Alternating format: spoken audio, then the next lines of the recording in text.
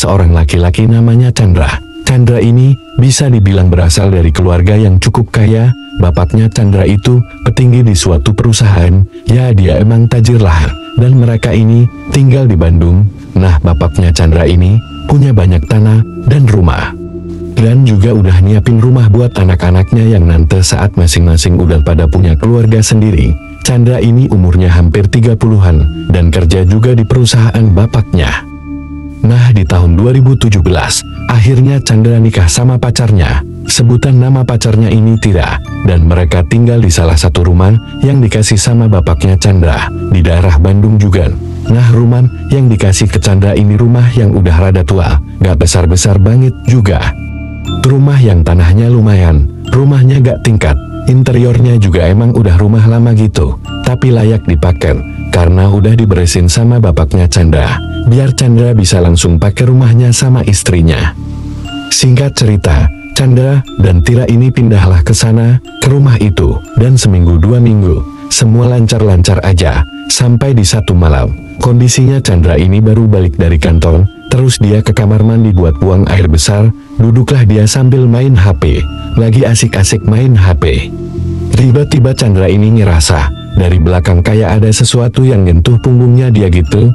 Refleks Chandra nengok ke belakang, gak ada apa-apa, dia mikir, oh mungkin gue salah ngerasa aja kali. Lanjutlah dia main HP lagi, sambil buang air besar, tapi gak lama setelah itu, Chandra ngerasa lagi, ada sesuatu yang nyentuh punggungnya, untuk kedua kalinya, dan kali ini dia ngerasa, yang nyentuh punggungnya kayak rambut, yang dikibas ke punggungnya dia gitu. Chandra ngerasa aneh. Karena Chandra tuh rambutnya pendek, dia coba nengok ke belakang lagi, tapi tetap gak ada apa-apa. Di situ Chandra risih banget, dia ngerasa yakin banget ada sesuatu nyentuh punggungnya dia, dan itu rasanya kayak rambut panjang gitu. Chandra coba nengok ke arah atas, karena di belakangnya dia kayak ada jendela ventilasi buat sirkulasi udara di kamar mandi. Nah, Chandra takut ada orang iseng yang ngintipin dia, atau kayak iseng mainin rambut, atau apa. Tapi dia coba cari-cari, gak ada apa-apa. Dia lihat sekeliling kamar mandi juga, gak ada apa-apa. Ya udahlah, dari situ Chandra coba buat positive thinking, dan selesain urusan buang air besar dia, terus keluar dari kamar mandi. Dan hal itu coba dibawa santai aja sama Chandra.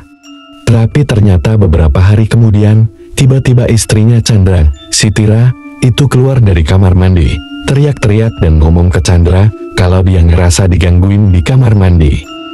Diceritain tuh sama Tira, pas dia lagi buang air di kamar mandi, Tira ngerasa kayak ada rambut nyentuh pahanya dia. Tira yakin banget itu rasanya kayak rambut, karena rambut ini nyentuh pahanya dia. Tapi beda dari Chandra, Tira ini ngeliat sesuatu. Tira bilang kalau dari arah jendela kecil di bagian belakang atas kloset itu, ada tangan panjang banget muncul dari jendela itu. Tangannya berurat dan keriput, kukunya panjang, nyoba buat narik kepalanya Tira. Ngeliat kayak gitu Tira langsung teriak, dan lari keluar dari kamar mandi. Resah dong Chandra dan Tira ini, mereka ceritalah sama pembantu yang ada di rumah mereka, di rumah baru ini, yang mana ternyata pembantunya ini pembantu rumah yang udah kerja, bahkan untuk pemilik rumah sebelumnya. Nah, di situ Simbu ini tanpa ragu-ragu langsung cerita panjang lebar. Tapi yang intinya dulu dia ngasih tahu kalau yang punya rumah ini, namanya Pak Warsito, dan dia ini semacam anak buahnya bapaknya Chandra. Di suatu waktu Pak Warsito ini kena musibah, anaknya dia sakit keras, sampai tabungannya Pak Warsito ini habis. Dan akhirnya Pak Warsito minjem duit ke bapaknya Chandra. Nah, bapaknya Chandra ini minta jaminan atas utangnya si Pak Warsito itu. Bapaknya Chandra minta jaminannya rumahnya Warsito ini, yang awalnya si bapaknya Chandra ngomong kalau rumah ini jadi jaminan formalitas aja, ya buat keamanan juga. Nah, di situ Warsito gak mikir apa-apa. Ya udahlah, lagian butuh duitnya juga. Tapi singkat cerita anaknya Pak Warsito ini gak bisa ketolong, alias meninggal, dan dengan keadaan tabungannya Pak Warsito ini udah habis, utang ke bapaknya Chandra juga udah banyak, dan dia gak bisa bayar. Pas dia minta keringanan, bapaknya Chandra ini gak mau. Sampai akhirnya, yang tadinya rumah itu dijadiin jaminan cuma buat formalitas doang, rumah ini malah diambil sama bapaknya Chandra. dan keluarga Warsito dipaksa keluar dari situ. Warsito kesel banget, karena itu rumah dia satu-satunya Warsito, dan keluarganya juga udah lama tinggal di situ. Tapi rumahnya diambil paksa sama bapaknya Chandra, sampai sebelum pergi pun Warsito bilang ke pembantunya ini, kalau dia gak rela rumah ini diambil.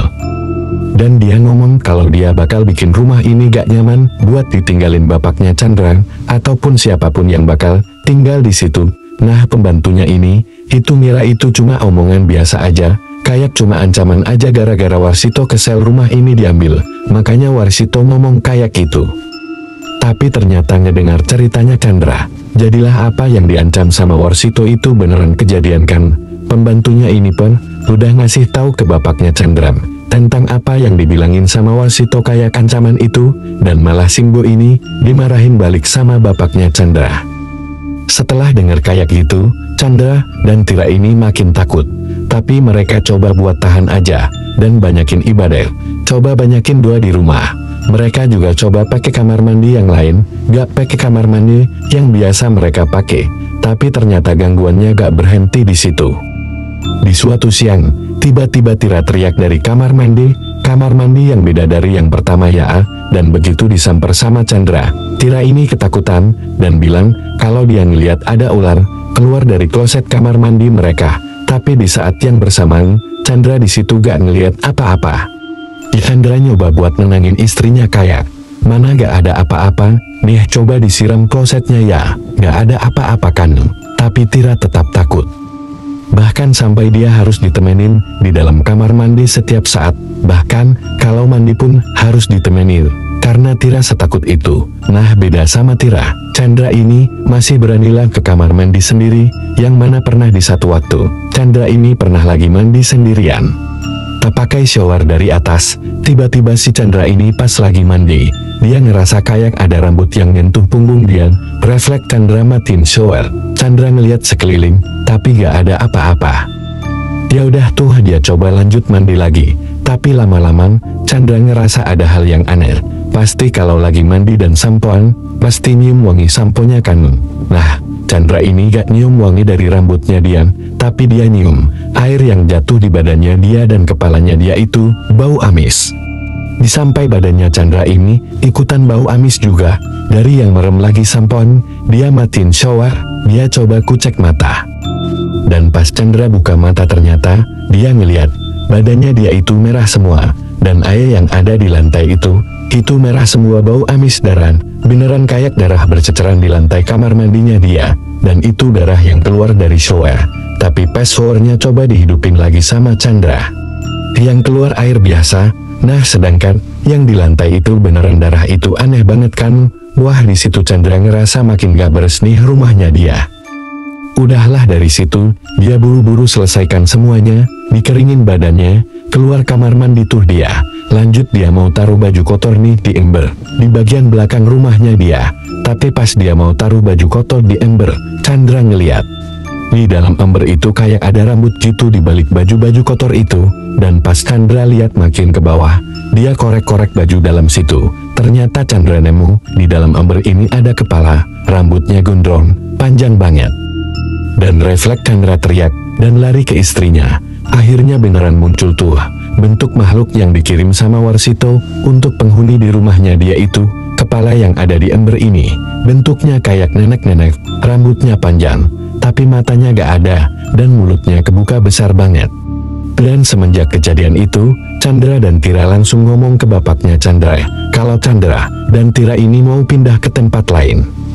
Tapi mereka berdua gak berani bilang ke bapaknya ada apa di rumah itu, atau apa yang gangguin mereka, karena Chandra ini tipe anak yang gak berani bantah bapaknya, ditambah bapaknya ini keras, dan emang gak percaya sama hal-hal mistis, karena gak mau cari perkara. Akhirnya Chandra bikin alasan lah, kalau dia mau coba tinggal di rumah kontrakan yang lebih kecil pakai hasil uang tabungan dia dan Tira. Dan semenjak hal itu benar aja, Tira dan Chandra ini gak pernah diganggu lagi di rumah barunya.